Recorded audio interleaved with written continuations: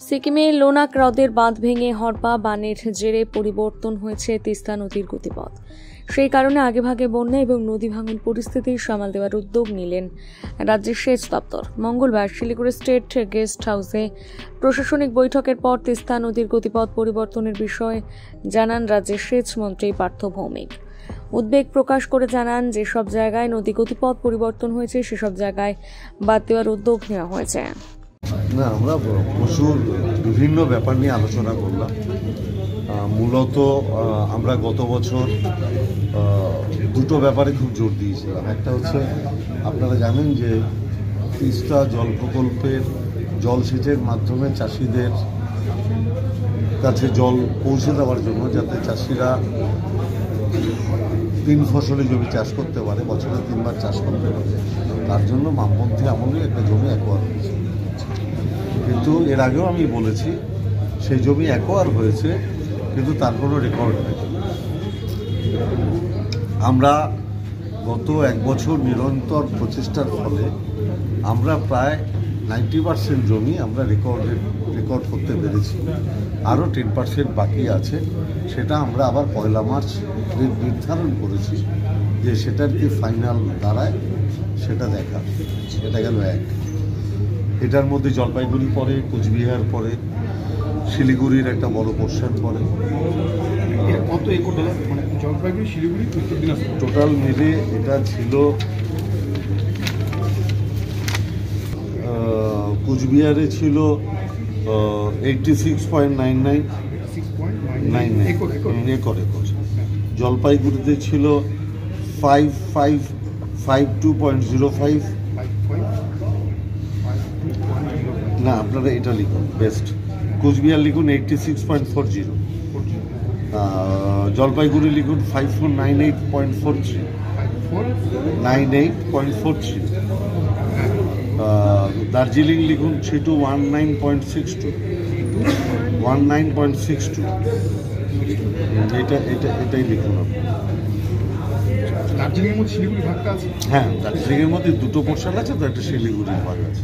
Siliguri portion না, আলাদা করে করাটি একসাথেই করা আছে। আমরা 1 মার্চ আপনাদের বলে দিতে পারবো কোনটা কোন অবস্থায় দাঁড়িয়ে আছে। আমরা already area of land mutation সেটা অনেকটাই করে ফেলতে পেরেছি।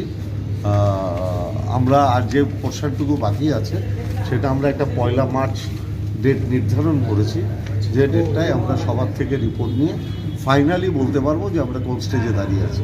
তারপরে এই কাজটার ব্যাপারে আমরা ঝাঁপ দেবো, যাতে অনেক বেশি মানুষ জলসেচের সুবিধাটা পায়। এক। দ্বিতীয় হচ্ছে, আমরা গত বছর যখন এই প্রশাসনিক মিটিং করেছিলাম এবং বিভিন্ন জায়গায় গেছিলাম, তখন আমরা টোটাল 42টা কাজ ধরেছিলাম জলপাইগুড়ি এবং আলিপুরদুয়ারের ক্ষেত্রে। আমরা তারও আজকে একটা রিভিউ করে নিলাম যে আমরা মোটামুটি এই বছরের মধ্যে যে কাজগুলো আমরা ধরেছিলাম সেই কাজগুলো প্রত্যেকটাই আমরা স্টার্ট করে দিতে পারব। এবং তার মধ্যে অনেক কাজ হয়ে গেছে, অনেক কাজ অন প্রসেস আছে, সেটা আপনারা নিজেরাও জানেন। যেরকম ধরুন বিরুবাগ, আমাদের প্রপোজ ডেট হচ্ছে জুন মাস, ঠিক আছে। এবার বিভিন্ন কাজ বিভিন্ন স্টেজে আছে, কিন্তু যতগুলো কাজ আমরা টার্গেট করেছিলাম আমরা মোটামুটি সবকটা কাজেই হাত দিতে পেরেছি কিংবা হাত দেওয়ার জায়গায় আছে। পরবর্তীকালে আমরা কি কি প্রজেক্ট নেব সেটার ব্যাপারেও একটা বিস্তারিত আমরা আলোচনা করলাম। নেক্সট ইয়ারের মানে পরিকল্পনা মাফিক আমাদের তো পরের বছরের বাজেট চিন্তা এখন থেকেই করতে হবে। আর আমরা জোর দিলাম ইরিগেশনের উপরে, যে কোথায় কত পুরনো প্রকল্প পড়ে রয়েছে, নালা মরে গেছে, মজে গেছে। যেরকমভাবে আমরা বিরুবাগকে সারভাইভ করে প্রচুর মানুষকে উপকৃত হলো, মানুষ উপকৃত হলো।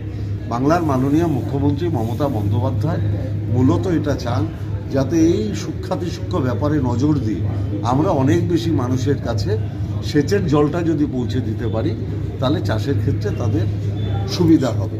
অন্তত তারা একবারের জায়গায় 2-3 বার চাষ করতে পারবে। শিলিগুড়ির ক্ষেত্রে এবং জোড়াপানি, এই দুটোর ক্ষেত্রেই আমরা অলরেডি সিদ্ধান্ত নিয়েছি। কালকে আমি নিজেও স্পটে যাচ্ছি ভিজিট করতে। আমি নিশ্চিত যে আমরা মার্চের মধ্যে কাজ শুরু করব। যেটা সংস্কারের দরকার ছিল শিলিগুড়ি শহরের মানুষের দীর্ঘদিনের দাবি ছিল, সেটা আমরা করে দেব। না, কিছু দল এর আগে শিলিগুড়ি যে শিলিগুড়ির মানুষের যে দাবি ছিল সেই দাবি আমরা পূরণ করব। আর একটা মহিষমারি হবে, জোড়াপানিও হবে, ফুলেশ্বরী হবে। বন্যা নিয়ন্ত্রণে না না, বন্যা নিয়ন্ত্রণ তো ওরকমভাবে করা যায় না, প্ল্যানিং নেওয়া যায়। আমরা আমাদের প্ল্যানিং নিয়েছি, যেরকম ধরুন গত বছর এই দুর্ঘটনাটা ঘটে যাওয়ার পর তিস্তার অনেক গতি প্রকৃতি পরিবর্তন হয়ে গেছে। আমরা সেটা নিয়ে সুদীর্ঘ আলোচনা করেছি, কোন কাজগুলো ইমিডিয়েট আমাদের করা উচিত, যাতে আমাদের ডিপার্টমেন্ট নিশ্চিত হবে। যা মানুষ যাতে ক্ষতি না হয়, মানুষ যাতে অসুবিধায় না পড়ে, এটাই বাংলার মাননীয় মুখ্যমন্ত্রী মমতা বন্দ্যোপাধ্যায় সবার আগে দৃষ্টি দেয়।